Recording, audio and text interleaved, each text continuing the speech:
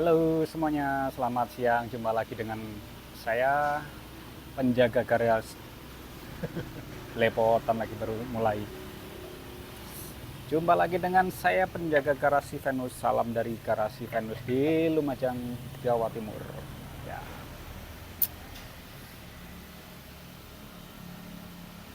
apa ya? Gimana ya memulainya? Nah, oke, kalau teman-teman lihat ini di sini, kira-kira apa yang akan saya lakukan? Ya, nah, di sini saya punya beberapa botol. Ini masing-masing isinya kurang lebih 1 liter. Nah, apa ini? Ini adalah hasil cold brew. Jadi eh, kemarin saya bikin cold brew, meracik cold brew gitu,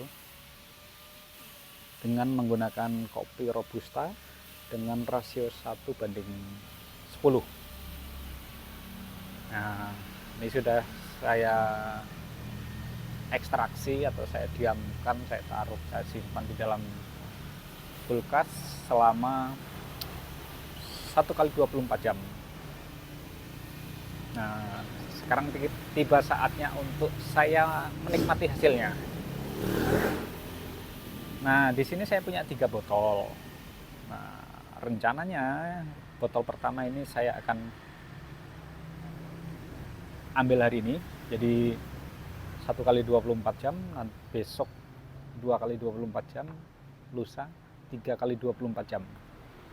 Nah, saya pengen tahu dengan biji kopi yang sama, dengan perlakuan semuanya sama, rasio sama, eh, hasilnya bagaimana kalau misalkan dibedakan durasi atau lama penyimpanan, atau lama, ini bukan penyimpanan sebenarnya, lama ekstraksinya, proses ekstraksi.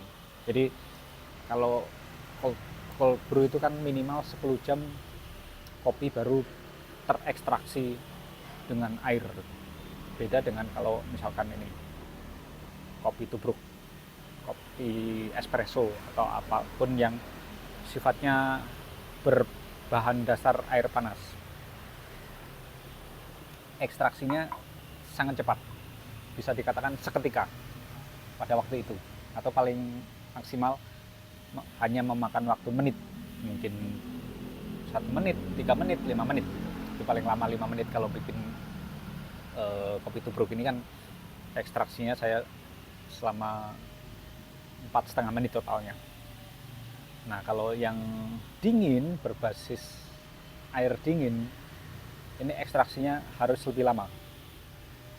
Kalau nggak lama ya kita hanya minum air saja. Nah, kita kasihlah kesempatan minimal 10 jam untuk supaya kopinya bisa terekstraksi dengan air, atau sebaliknya, air bisa mengekstraksi kopi, melarutkanlah itu kalau bahasa gampangnya ya, bahasa umumnya. Jadi kopi dalam keadaan ditaruh di air dingin itu baru bisa larut minimal 10 jam. Nah, oke, lanjut ya.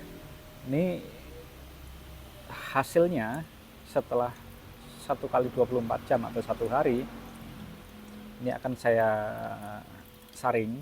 Sebenarnya nggak disaring nggak apa-apa, langsung ditaruh disimpan di botol-botol kecil seperti ini. Mau botol kecil seperti ini, mau botol yang 1 literan, nggak apa-apa, nggak harus yang ini atau yang itu ya, bebas saja. Adanya yang mana, ini pun saya semua botolnya ini pakai botol bekas. Ini bekas yogurt, ini bekas apa ini, fresh milk, ini bekas VCO, ini bekas apa, produk lokalan ini, minuman rempah-rempah itu.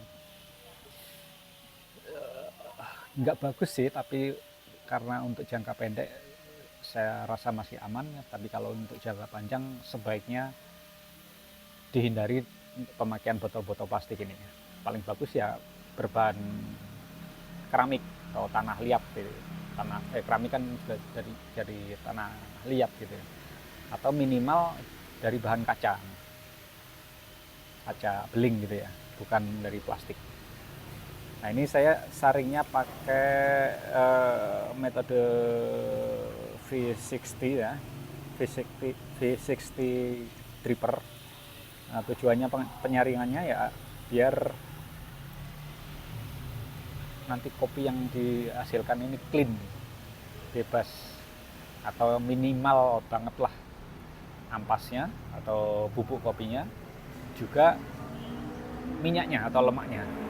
Nah ini kalau dilihat dekat di zoom, nanti kalau teman-teman praktek di rumah ini pasti ada kayak lapisan seperti apa ya, seperti oli yang di sungai gitu ya, yang berkilo-kilo itu kan minyak. Ini sama seperti ini minyak nabati, ini minyak dari kopi, lemak nabati sebenarnya kan. Nah, makanya tanpa disaring pun sebenarnya nggak apa-apa, tapi saya pinginnya yang clean, jadi saya saring. Ini V60 yang filternya pakai metal ya, jadi sudah bawaan dari alatnya. Kalau teman-teman nggak ada ya pakai V60 biasa, pakai saringannya pakai paper filter gitu ya. Atau kalau nggak ada ya pakai saringan apa ya, saringan teh atau apa itu ya, ya seadanya lah, jangan memaksakan harus punya ini, harus punya itu, enggak. Ini pun gelas penampungnya ini ya bebas, mau pakai apa, mau langsung dipotol gini juga nggak apa-apa.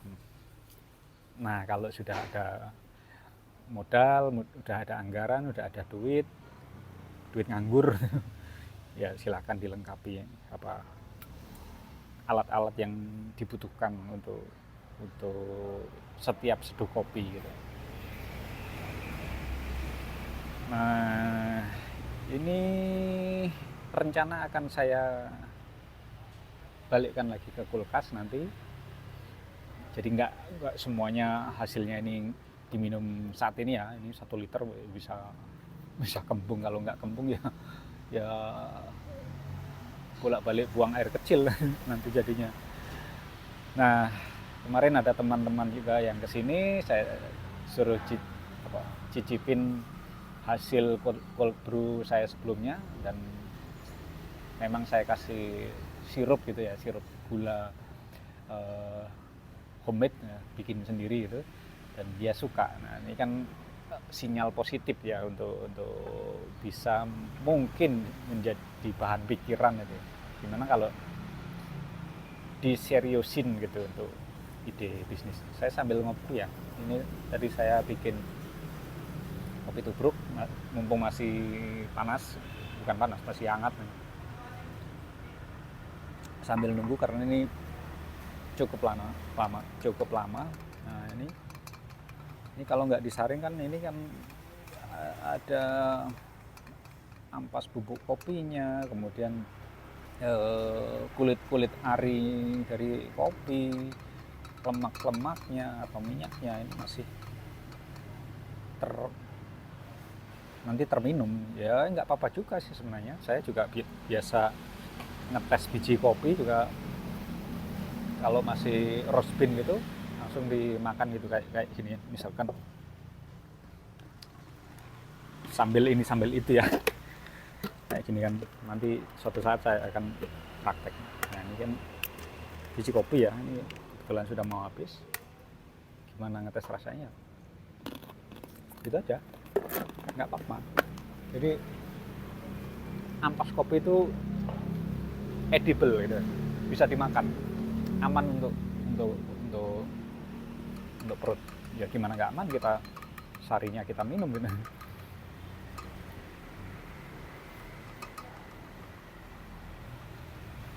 Tuh. Tapi kalau nggak biasa yang pahit-pahit gitu ya nggak bisa seperti ini kan sebagian orang gitu. Tapi kalau roastery itu makan biji kopi ya, roast bean gitu, itu sudah hal biasa gitu. Mereka sambil roasting gitu kan ngetes tingkat kepahitan atau tingkat kematangan hasil roastingannya kan, ya udah tinggal punya gitu aja. Oke, ini kita udah selesai, belum selesai sebenarnya, ini masih ada, tapi ini udah mau penuh. Sementara kita simpan dulu. Kalau takut tumpah-tumpah, saya masih punya corong, walaupun ini sudah ini ya apa namanya, runcing gini, lancip gini mulutnya, tapi saya biar lebih amannya kan saya taruh corong untuk mempermudah penuangan. Nggak perlu sampai penuh karena nanti akan saya taruh di kulkas, khawatirnya kalau terlalu penuh nanti meledak. Bukan meledak, jebrot, apa bahasa Indonesianya apa ya, semburat gitu. Ini botol kedua. Nah, corongnya pun kan banyak juga corong yang berbahan metal gitu, atau keramik. Ya, lebih baik pakai yang itu daripada pakai yang plastik. Tapi ini kan untuk jangka pendek jangka pendek aja, untuk kepentingan praktek, untuk menunjukkan ke teman-teman bagaimana mempermudah untuk penuangan kopi, atau ya untuk praktek overall lah ya, keseluruhan lah. Ini botol terakhir kayaknya sih kurang penuh, jadi nanti kita lanjutkan ke penyaringan selanjutnya.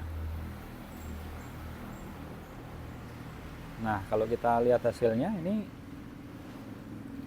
relatif clean. Nah, kecuali yang terakhir ini pasti masih ada ampasnya yang halus banget ya, yang kalaupun tertelan ikut keminum nggak masalah juga gitu.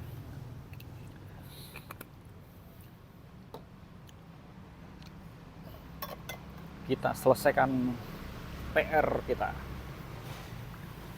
Lumayan kalau mungkin masih 100-an mili ini.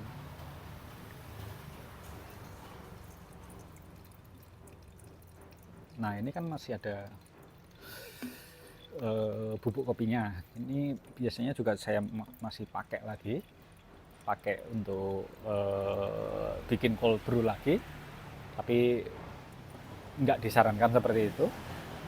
Atau kalau mau langsung buang ya saya bisa pakai buat pupuk tanaman-tanaman bunga-bunga di taman saya, kemudian atau mungkin dibuat campuran kalau mau bikin bahan lulur atau lulur mandi atau sabun atau yang lainnya untuk mendapatkan aromanya.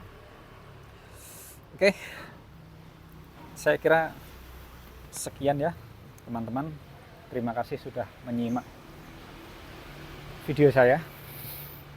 Saya belum mau mencicipi hari ini. Nah, nanti rencananya ini kan masih pagi saya bikin videonya. Nanti siang atau sore saya akan menikmati cold brew-nya dengan menambahkan es batu, dengan menambahkan sirup gula atau yang lain lah, biar nggak cuma rasa kopi saja. Karena kalau yang rasa kopi saja kan saya sudah terlalu sering. Saya ingin bereksperimen dengan hal-hal lain. Siapa tahu saya ketemu resep yang bagus, yang mungkin juga bisa cocok buat teman-teman, bisa jadi ide jualan juga. Rencana jangka panjangnya seperti itu ya. Mungkin teman-teman juga bisa mengadopsi, bisa meniru di rumah, mengaplikasikan buat bisnis, buat sampingan. Sampai ketemu di video saya selanjutnya. Terima kasih sekali lagi sudah menyimak. Jangan lupa mampir kalau sedang di Lumajang atau di sekitar Bromo dan sekitarnya. Mampir ke Garasi Venus, cek Google Map Garasi Venus. Saya welcome. Nanti di deskripsi YouTube saya juga ada, nomor kontaknya bisa dihubungi. Sampai ketemu lagi besok, lusa, atau kapan-kapan. Terima kasih. Wassalamualaikum warahmatullahi wabarakatuh. Bye-bye. Selamat ngopi.